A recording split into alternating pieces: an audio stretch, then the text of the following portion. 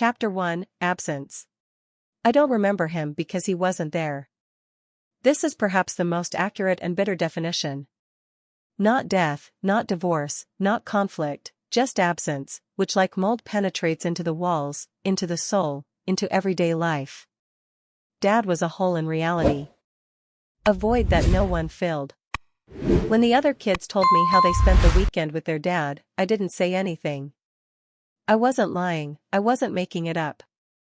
I was just saying that I was at home with my mom.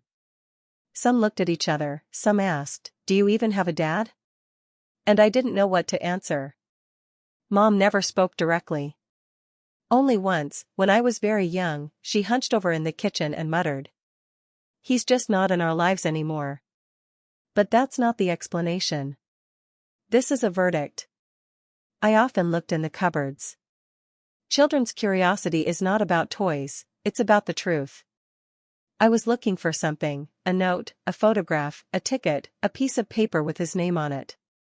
But there was not a single trace of his existence in the house. It was as if someone had carefully cleaned his memory. It's like he's never lived here. It's like I was born, by accident. From the ghost. This empty place in my life had weight. It was crushing. It grew with me. It gets harder every year. When I was 5, I just wanted to understand. When I turned 10, I started to get angry. By 12, he felt guilty. And after 14, he stopped even asking questions. I've become the one who doesn't ask. Those who don't share. It was easier for me to pretend that everything was okay. People don't like other people's grief. It makes them feel uncomfortable. That's how I learned to wear the mask of a calm, reliable, collected boy. It was only at night, when I fell asleep, that a thought would come over me: why did he leave? What was wrong with me? That was the scariest question because he didn't have an answer. I didn't know his name. I didn't know where he lived.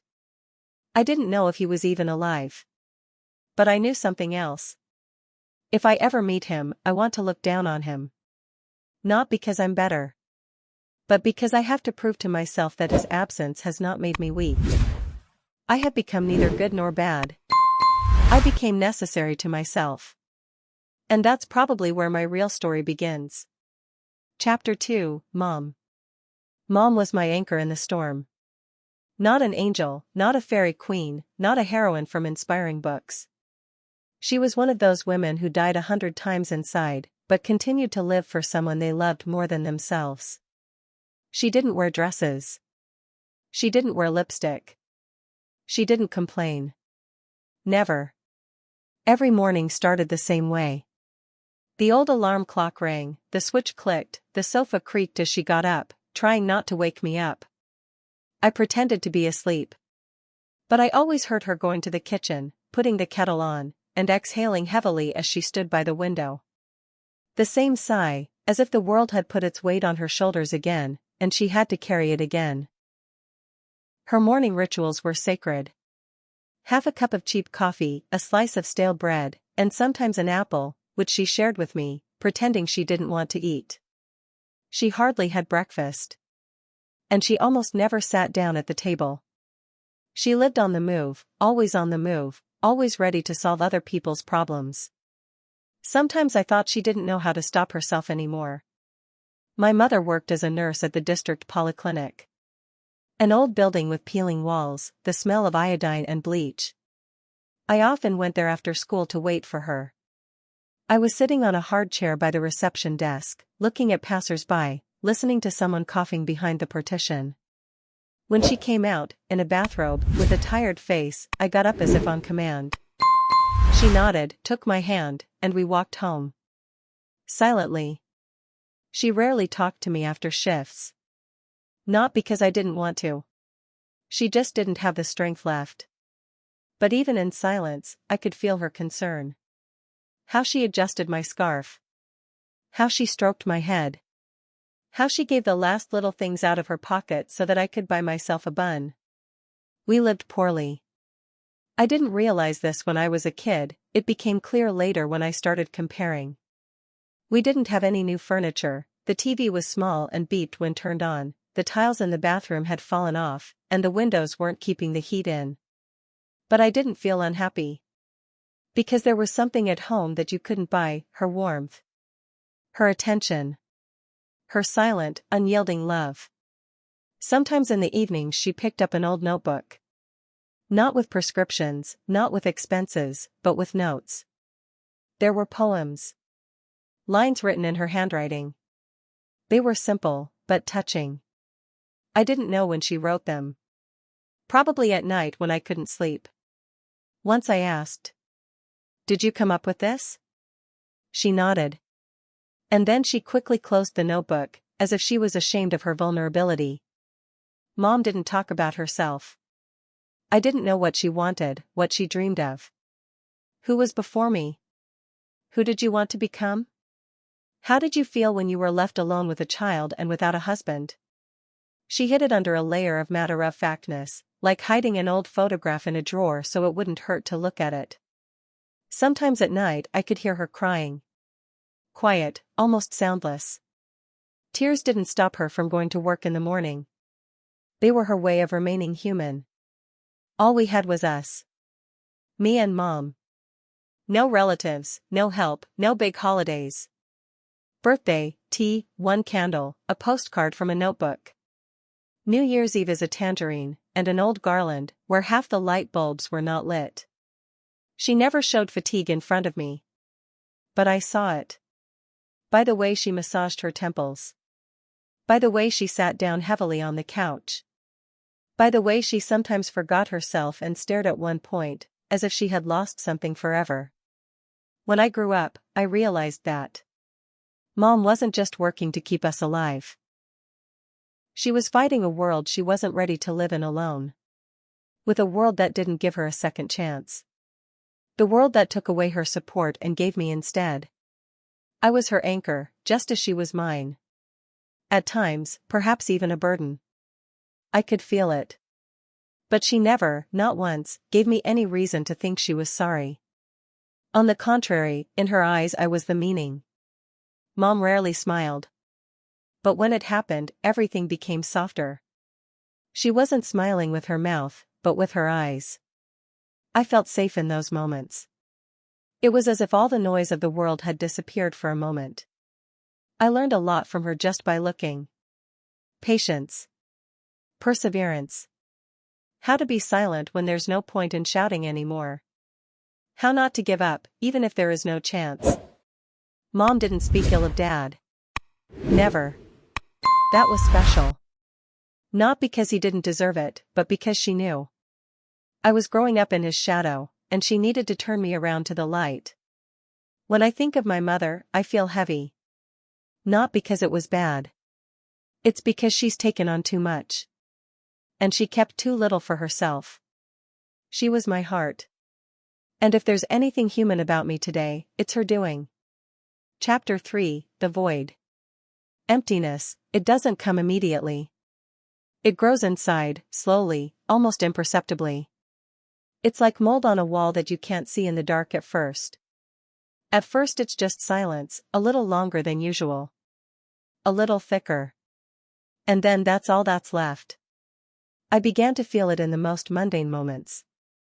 When I returned home, my mother was still at work, and there was such silence in the apartment that you could hear the refrigerator breathing heavily in the corner.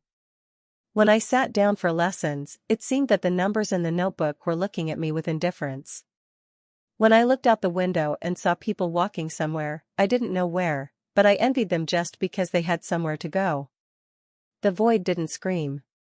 She was whispering. She said I was alone. That no one cares. That I'm superfluous. I've been thinking a lot about who I am. If I don't want to become someone, I'll do it later. And who I am, right now. And all that came to mind was a shadow. A son whose mother works herself to exhaustion. Whose father is unknown. A student without a purpose. A man without a center. Friends had families. They complained about their father's strictness, boring dinners, and being scolded for their grades. And I was silent. Because I didn't even have that. There was no one to yell at me. There was no one to meet at the door. There was no one to notice that I was in pain. I've learned not to wait. Don't wait for gifts. Don't wait for the heat. Don't wait for help. It dulls the pain. But with it, everything else.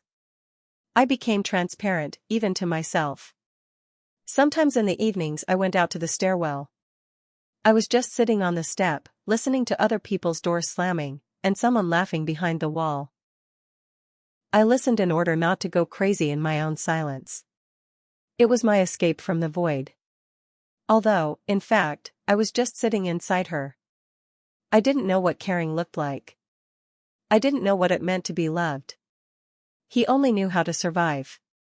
How to pick yourself up piece by piece every morning and drag forward again what has long since given up. The school did not save. The teachers didn't notice. Peers have their masks, their wounds. I was there, but it was like I wasn't. It filled the space, but it didn't leave a trace. Sometimes I thought I was dead. Long ago. And what's left is just a shell. A body that moves out of habit. Eyes that stare into the void because they no longer know where else to look. I wasn't angry. Even my father. It wasn't anger, but something colder. The indifference soaked into the bones. It's as if I wasn't born a human being, but a draft. A version without final editing. One day I was standing in front of a mirror. Long. He looked into his own eyes. And for the first time I realized. I do not know who was looking at me. It was a strange look. Dim, extinct. It was as if there had been no light inside for a long time. Emptiness taught me to be silent. Don't ask. Don't complain. Don't explain. She made me closed. And there was a logic to it. If you don't open up, there will be no pain. If you don't feel it, there will be no losses. But she was taking more than she promised to protect. She took away dreams. Took away the heat. She even took the music. I stopped listening to my favorite songs. I stopped drawing. He stopped laughing. It became just a function, to sleep, to learn, to survive. At some point, I realized. I got used to it. To the cold. To loneliness. Meaninglessness. The void became a home. Not scary, not sinister, just the only familiar space where I could exist. But it was worse than the pain. Because the pain screams, it makes it clear that you are alive. And the emptiness, it pulls down silently. And one day you wake up and you don't want to get up anymore. That's when I got scared. Not because he wanted to die. It was because he didn't see the difference between life and not having it. Because everything has become the same. I didn't know what would happen next. But I knew that if something didn't change, I will disappear completely. Not physically, but the way old drawings disappear in the rain. Gradually. Without a trace. And then I started looking for a foothold. Anyone. Something to hold on to pull yourself out. But more on that later. At first there was emptiness. And I'm in it. All the way to the bottom. Chapter 4, The Goal. When I was a teenager, the word goal seemed to me something alien, almost abstract. Others had it, but I didn't. I watched as classmates talked about the future. Someone dreamed of becoming a doctor, someone a pilot, someone just to go abroad. I listened to their conversations as if it were a dialogue from a movie that had nothing to do with me. I didn't know what I wanted. All I knew was that I didn't want to be like this. I don't want to wake up to a silence that makes my ears ring. I don't want to eat alone and fall asleep alone. I don't want to feel like a burden that no one expected and wouldn't be expecting even now if I wasn't there. Mom left too soon. But even when she was alive, I could feel how tired she was, not just from work or from everyday life, but from life itself. She didn't have enough for dreams. She only had enough to survive until the next morning. And I absorbed it. I saw what it meant to struggle every day, and I realized that if I didn't find a purpose for myself, I would become the same, not alive, but existing. I remember the moment when I first realized this. After the funeral. When everyone left, and I was left alone in the apartment. No light, no sound. Just an emptiness that made me want to howl. I was sitting on the kitchen floor, hugging my knees, and I felt like everything was collapsing inside. And at some point, through the pain, a thought flashed through my head: if I don't get up now, I'll never get up again. It was not a heroic moment, not an outburst of strength.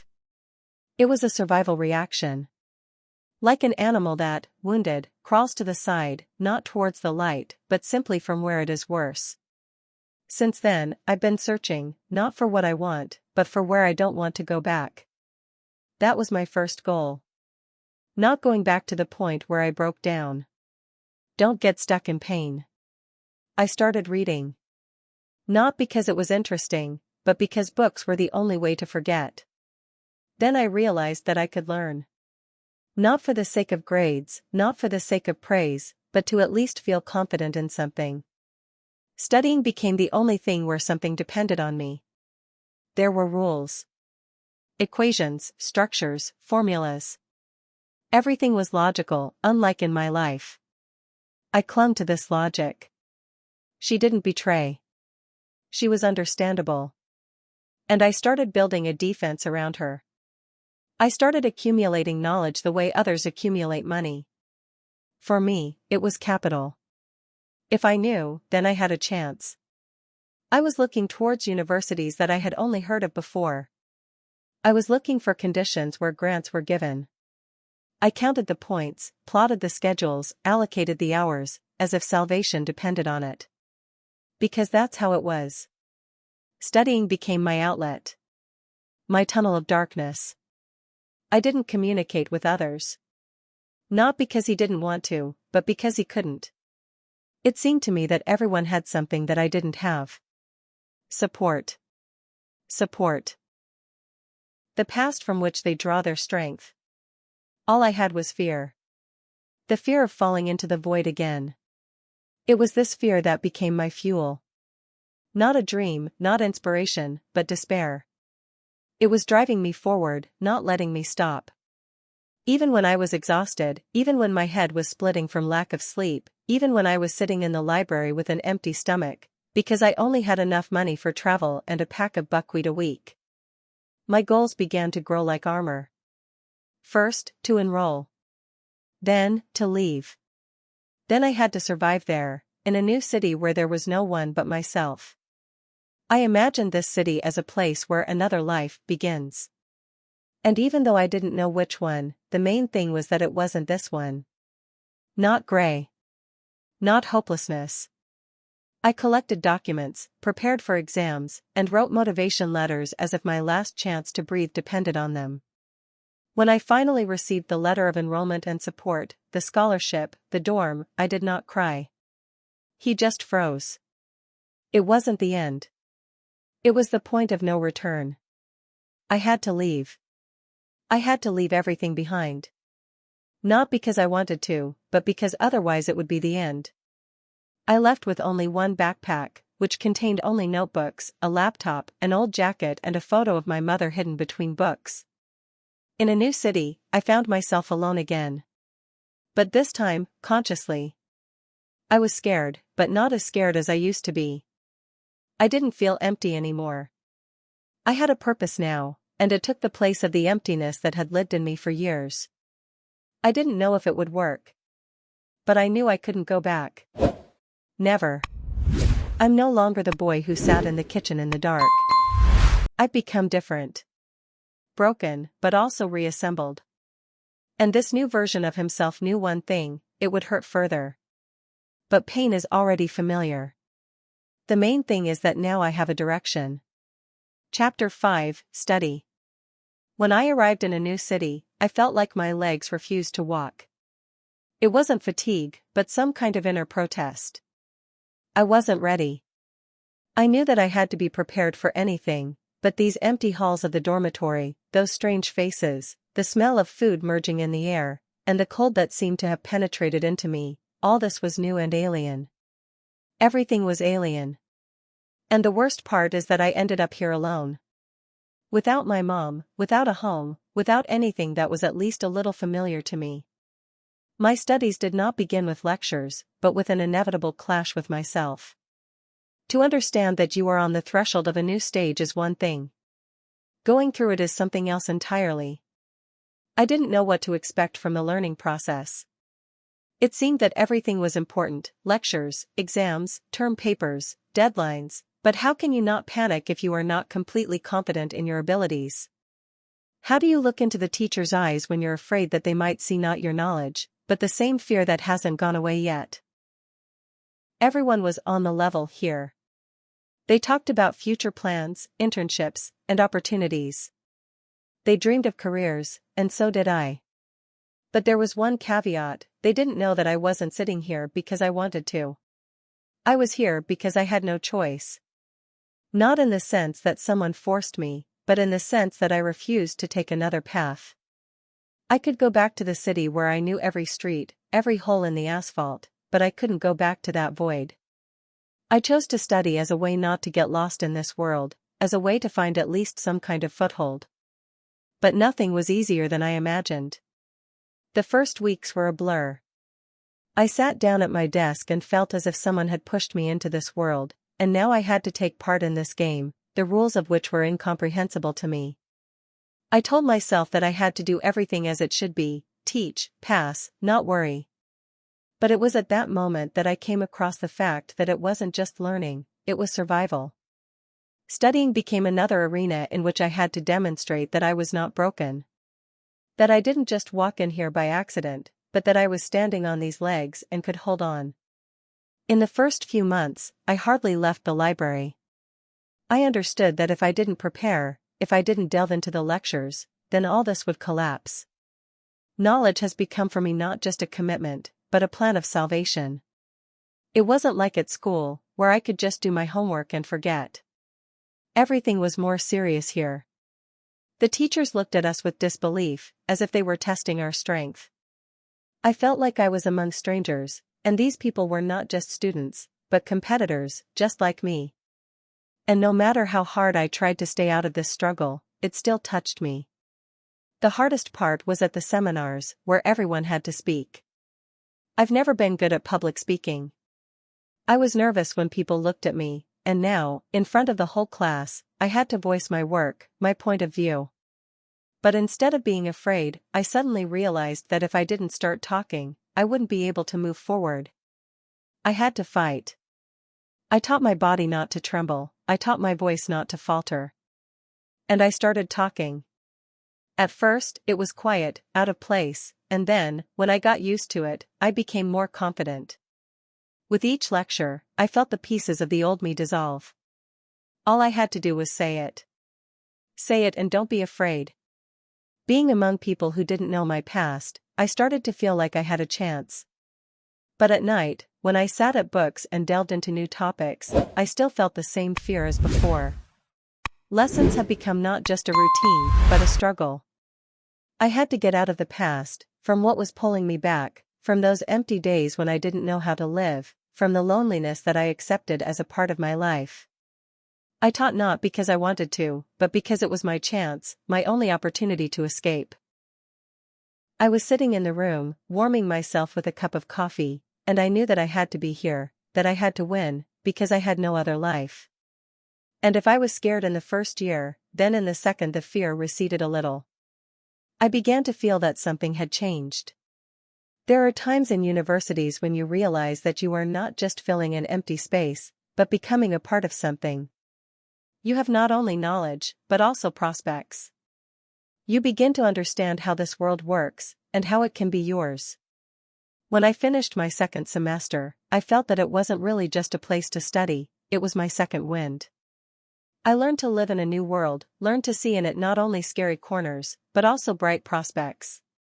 Studying has become not just a commitment for me, but part of a new path. She didn't change me right away, but she gave me an opportunity.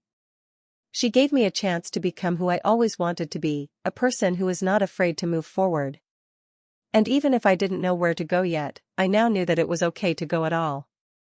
And the main thing is that this path was only mine. Chapter 6, Loss. I found out about it on the phone. It was a cold voice, alien and distant, as if talking about the weather rather than the end of someone's life. A few words, and that's it. The world is divided into before and after.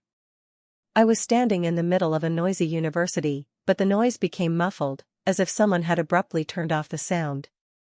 The lips of the person opposite were moving, someone was passing by, someone was laughing, but for me time froze like glass after a blow, transparent, but already cracked. There was only one thought in my head: Mom is dead. Without preparation, without goodbyes, without warning. They just took her out of my reality. I didn't feel alive at that moment. The body moved, the autopilot spoke, pretended to hear, to agree, to react. But inside, I fell into some kind of icy cave where there was no sound or light. Mom wasn't just my family for me. She was the last thread that connected me to something real. Everything I did in this life, studying, efforts, sleepless nights, was so that one day she could breathe in peace, so that she would be proud of me. And now, it all became meaningless. I came to the funeral like a stranger. I couldn't feel the road, I couldn't remember the faces of the people who came. There are no words left in my memory that were said goodbye. All I remember is the sound of the earth falling into the coffin. Dull, crisp, final. That sound seemed to stay in my ears for years to come, like a slow-motion stroke of fate. There, under this earth, lay all my affection, all the warmth, everything that ever resembled home. I stood with my hands clenched into fists to somehow contain my feelings, but inside I was torn apart. I wanted to scream, to smash this whole cold world that had taken her away from me, without asking, without explaining, without giving a single second. The return was painful.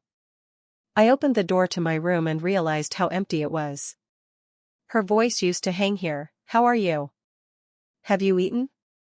He lived in these walls, in silence between classes, in the light falling on the desktop. Now it wasn't there.